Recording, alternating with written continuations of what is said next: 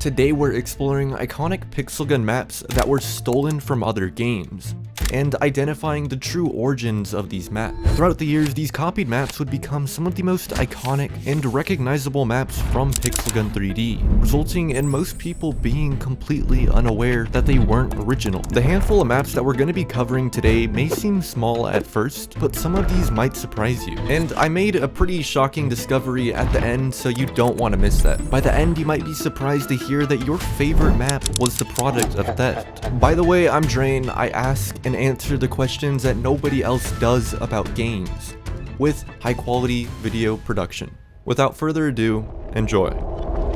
If you already watched the first video, you can skip this part. For those who are new here, let's establish what makes a map stolen versus inspired. Inspiration is taking an original concept, adding onto, or improving it. The map has to meet these three requirements to be considered stolen. Number 1, no meaningful changes and is more so a reskin. Number 2, the same overall structure, building placement, landmarks, and lanes. And finally, number 3, the map is instantly recognizable. For example, the map inside the code. The visual style is based on the movie The Matrix, but the map structure isn't based off anything in the movie. This would be considered inspiration, and not theft for the sake of this video. However, this next map is a perfect example of a stolen map, but you probably haven't even played long enough to know it exists. This map was one of the first multiplayer maps to ever be added into the game. While originally it was the exact same version that we saw in the early versions of the campaign, over time the map End World underwent some pretty major design changes, even as far as the entire name being changed from End World to what we now have today, Parallel World. But maps being changed over time isn't uncommon for Pixel Gun 3D. We've seen it happen in plenty of other cases, like Warehouse Assault, changing the layout of the outside area, or Aztec Temple, which underwent some pretty major reworks, like the entire map being made larger, with added details like the siege ram, as well as some new rooms being added. While both of those maps were still technically copied from Counter-Strike, the actual reasoning for these redesigns was most likely nothing more than to improve playability and flow of the map, which is the complete opposite of why the End World map was completely redone. But to understand why this decision was even made, you have to understand the legal problems Pixel Gun faced at the time. In the extremely early versions of Pixel Gun 3D, around 2012 to 2013 era, the developers didn't try to hide the fact that it was a Minecraft knockoff, with the sole intention of capitalizing off of Minecraft's popularity. Everything from having a Minecraft skin maker in the game, using nearly identical textures, to literally having Minecraft style in the App Store page name. But as both games continued to grow, it became impossible for anyone to ignore the issue of Pixel Gun making hundreds of thousands of dollars off of Minecraft's likeness. As I covered in my other video, come January of 2014, the Pixel Gun company would be met with a cease and desist letter from Notch. While the contents and requests in that letter were never made public by either party, the updates that followed it allow us to make some assumptions, since we would see weapons like the Redstone Cannon and Magic Bow being redesigned and renamed. Since the Pixel Gun company was already in a lot of hot water legally, they most likely wanted to avoid any further legal action, which could potentially result in this shutdown of the game, which meant not only changing the name of End World, but completely redesigning the map. Their case isn't made any better when you look at the old campaign level name, The End, as well as the boss for the level literally being a dragon that closely resembles the Minecraft Ender Dragon. I mean, the name of the texture in the game files was literally map Ender Dragon.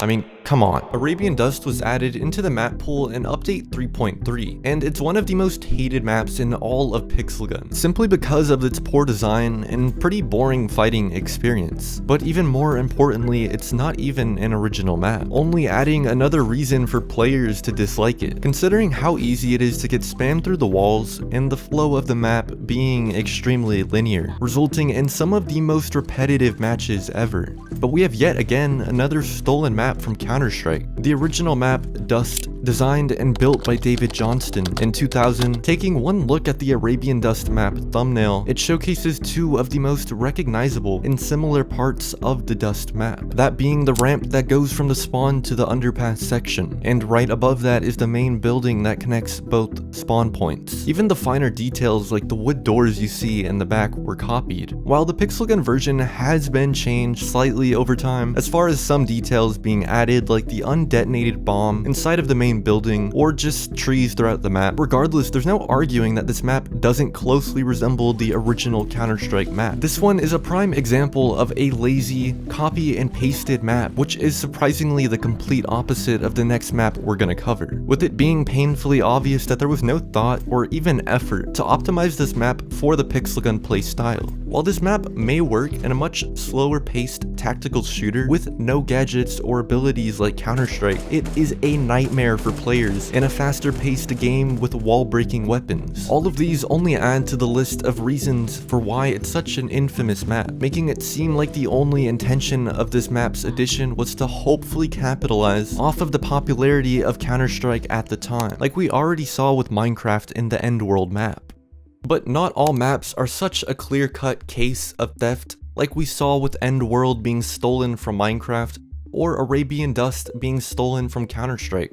This map is a bit unique since it stands out for a few reasons that we'll get into here in a second. Ants Life was added in update 6.1.5 and was one of the 3 maps that required players to pay for a premium account in order to play. The map takes place in your typical household kitchen, with your perspective being that of an ant, as you can see by everything else being significantly larger than you. While this concept is undeniably unique and pretty cool for Pixel Gun 3D, it unfortunately is most likely not an original idea, as you'll see. DE_rats was a Counter-Strike 1.6 map created by CyberRat, or Chris Spain, in August of 2001. The layout of this map is a bit different in terms of actual placement of certain appliances, like the stove and sink. However, the overall concept of the setting being in a kitchen and extremely and large scale remains the same. We still see some similarities in the interactive environment across both versions, like the burning stovetop dealing damage. However, there are some differences among the interactive features, like the fridge vent in the Counter-Strike version blowing you upwards, and the rat traps on the floor that kill you upon contact, which obviously don't exist in the Pixel Gun version. Looking back at the Ants Life and DE_rats maps, the small differences like the placement of specific items or interactive objects throughout the map, paired with pretty major similarities like actual visual design and overall concept, made it a bit hard for me to confidently determine if this is a case of theft, or at the most just heavy inspiration. So I'll leave it up to you guys in the comments to determine what category this falls into. Ants Life is still in the game today, so feel free to explore the map and try to find some similarities or differences that I didn't mention. But don't forget what I said earlier. This one stands out for a few reasons. One of those reasons being that this map was never an official Counter-Strike map,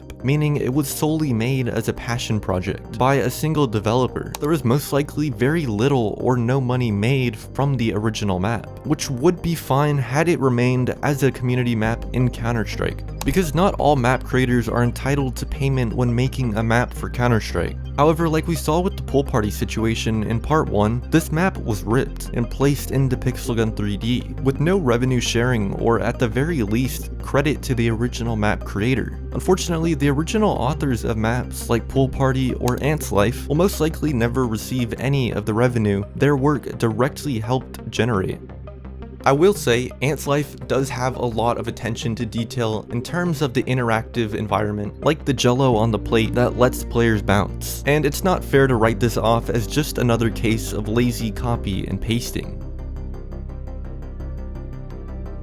Sniper Forts was added in update 8.0 and was exclusively a teamfight map, only allowing you to use sniper weapons. This map has remained in the game since it was initially released, resulting in it being one of the most iconic and recognizable maps from Pixel Gun 3D. However, similar to the situation with Nuclear City, with both maps becoming so popular and closely associated with the game, most people never knew it was a stolen map, or at least thought to question the origins of the map. Sniper Forts copied the Team Fortress 2 map, 2 fort, which was created and released by Valve in 2007. The iconic part of this map, being the bridge in the center, remains the same across both versions, with the overall structure of the bridge having a triangular shaped roof, wooden supports, and metal sheets on the roof. While there are some differences, like the Pixel Gun 3D version of the bridge being larger in size, the most major and important aspects are apparent in both versions.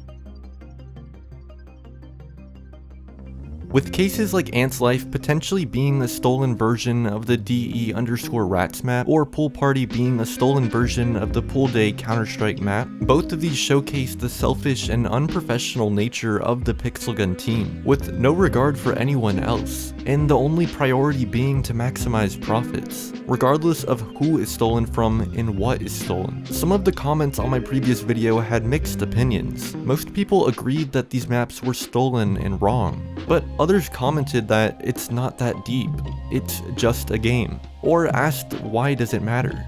These comments made me realize that a lot of people are unaware just how much money Pixel Gun 3D has made as a whole, considering a majority of items and features were taken from other games. In October of 2023, it was announced that Pixel Gun 3D had over 185 million lifetime downloads since its release in 2013. Generating them over $200 million in profit. Not gross revenue. That $200 million is after accounting for any expenses needed to maintain and produce the game. To really emphasize how much money that is, if a map like Pool Party, which has arguably been one of the most popular maps in Pixel Gun, only contributed to 2% of those profits, then that would mean the original creator would be owed around $4 million.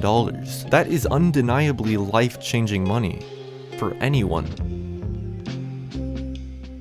It's sad knowing that these people will never be credited or compensated for their work, but all we can do is spread awareness about the unethical practices from the company to prevent any more people being stolen from in the future. And if you want to help contribute, commenting, liking, and sharing the video will definitely help spread the word, pushing the video out to more people. Thank you so much for watching. If you made it this far in the video, you should totally subscribe for more high quality videos just like this. I did want to mention, I finally opened up channel memberships, so if you want to support the channel and the production of these videos, feel free to go check that out, since I am the only person working on these videos. There's also some perks to being a member, like member exclusive videos like behind the scenes, as well as priority replies to your comments. Again, thank you for watching. Goodbye.